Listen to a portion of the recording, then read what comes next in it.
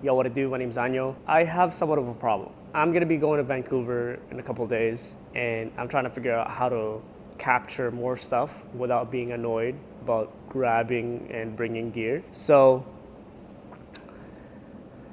today I kind of want to just talk about one. I think I'm moving away from more of that setup and going to more of this kind of setup. I mentioned before that, each gear has its purpose and the job will determine what kind of gear you need, kind of thing. And for this, YouTube kind of content creating field, I guess, for me, quality and color really means a lot. So I tend to like to shoot on the camera that I'm shooting on, which is Fuji XH2 or XH2S, rather than shooting on the iPhone 15 Pro. But having the experience and bringing this camera around during my trip to Japan, it was kind of nice to just have this for video and X106 for photo. And I tend to like that more because it was lighter. And for me, everything is about portability and convenience. I just kind of want to showcase one, what's the difference between shooting on this $2,500 or $3,000 camera, Canadian, versus $1,100 phone, which also doubles as a computer essentially, because people can edit on this thing.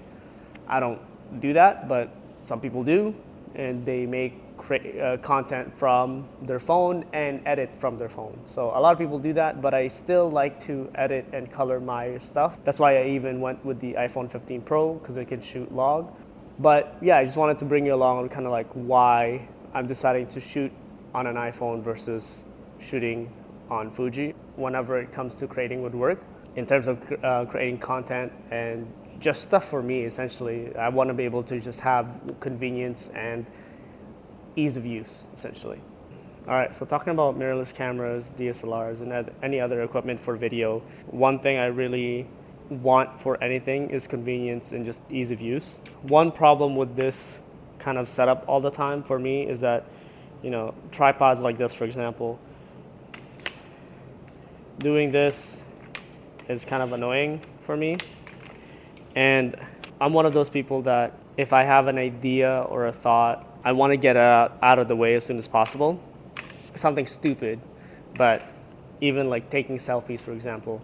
Let's say I saw a reflection of myself in the mirror, I kind of like it, I take a photo, I don't like it, I don't really try again. I just kind of give up because I don't want to do it again. It's kind of like not in the moment anymore. And that's how I view content creating. I just want to make it as easy as possible and just kind of very raw and authentic. I don't really want to, like the most thought I'll put into it is like color and maybe shots. But even then, the shots are very simple. It's kind of like mostly like this, just talking about stuff. I'm not that creative other than whenever I actually try to create work, I try to put more thought into it, but yeah, here we are. Also, one thing I really don't like, or not I don't like, is just more like, again, ease of use, is that this is probably the smallest setup I have for this guy. And again, this is the XH2. So this is the XH2, and this has the 27mm 1.2. Awesome lens. Obviously, you're gonna have great bokeh, whatever, all that technical stuff. Then I have an ND filter on this to make it cinematic. And to be honest, this is my setup for my phone. It's just my phone, have a wireless microphone, and yeah, that's pretty much it. And of course, this tiny tripod here. And again, this setup is just a lot more lighter compared to this. Obviously, again, going back to my Japan trip, I had my X100 on my hip, and I have a small shoulder bag. Then I would bring all my portable battery, an umbrella. I didn't even have a mic at that point. This time I have a mic for the phone. So I'm trying to make this whole setup work. But obviously for the people that really, because I also do this, when you pixel peep, essentially, when you zoom 100% into the image, you'll see where the difference between this camera versus that camera will show, which I will switch now. I'm going to be recording with the Fuji XH2S with the remaining of this video because my phone here, I'm still trying to rework this setup, but essentially I have this external SSD so that I can record directly from my phone directly straight to this, so that I have a dedicated memory bank for all my footage. Because one thing that's terrible about the iPhone and shooting it, creating content with it, is I have very limited space. I think I only have 128 gigabytes, which I should have opted out for 1 terabyte, but obviously that costs a lot and I don't really want to do that. I opted out for this, and I saw this little thing on a Kickstarter, Lexar Go SSD, and it's 1 terabyte. So obviously it's kind of blessed. And what I'm hoping to do is that it's going to have a little hub here in the back, and this will be pretty much connected, and then I can have my microphone in there, so I don't have to worry about not having a proper audio. Again, talking about portability and just, you know, lightweight and stuff like that. I only shoot Fuji. That's my whole page. Fuji stuff, and I only shoot with XH2, XH2S for like hybrid shooting, XH2S more on the video side. Even the lightest setup for this, even on this tiny tripod here, you know, it still needs a mic, it's a CFast card reader, ND filter, battery, and obviously the camera itself, which is, I love Fuji for its lightweight portability, but if I'm just going to be shooting for me, I don't really, again, I care about the quality, but at the end of the day, it doesn't really make a difference. The craziest thing I saw was someone vlogging with the Canon C300 at one point, and for me that's kind of fucking insane. You know, I'm happy that technology has gotten everything smaller, and you know, we don't have to rely on the C300, for example, with a gimbal, or like the Gorilla Pod vlogging kind of like this. And to be honest, I'm not that kind of person too. I feel like I don't want to stand out if I want to do that. Like obviously this, I have the tripod there on the XH2, but you know, this is already a little too much for me.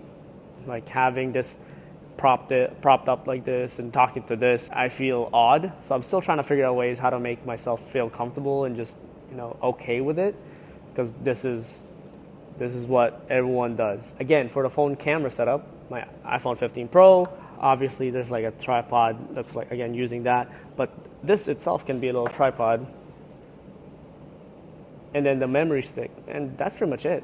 Like it's not that bulky. I can fit in a bag. It's, again, ease of use. It's just super easy. I don't really need to attach like ND filters, right? And for this, for the phone, I just kind of let it run wild, do automatic setting, and I think it's fine. Like again, I shot this, I used this in Japan, and we were going indoors, outdoors, no ND filters on this. And I think what's the greatest thing about this is that it has 3 lenses on top. I don't really use the telephoto lenses. Like I only really go super wide or normal, so 0.5 or 1. And with this camera, right now I have the Viltrox 27mm f1.2 on it. It's a great lens, again, like I said, but you're kind of stuck with a 27mm. In full frame, it equals to 40mm, so it's not even that wide. I have a 12mm f2, but I don't really like the look of that, and honestly, I'm trying to sell it, but whatever. With this, I have a 12mm and the 35mm all in one, right? Yeah, I think that's pretty much what I really wanted to cover. And also, obviously, also for me, I want to see the difference between this and that. So, yeah. Yeah, that's pretty much my setup for my everyday video stuff. So, yeah, catch y'all soon. Peace.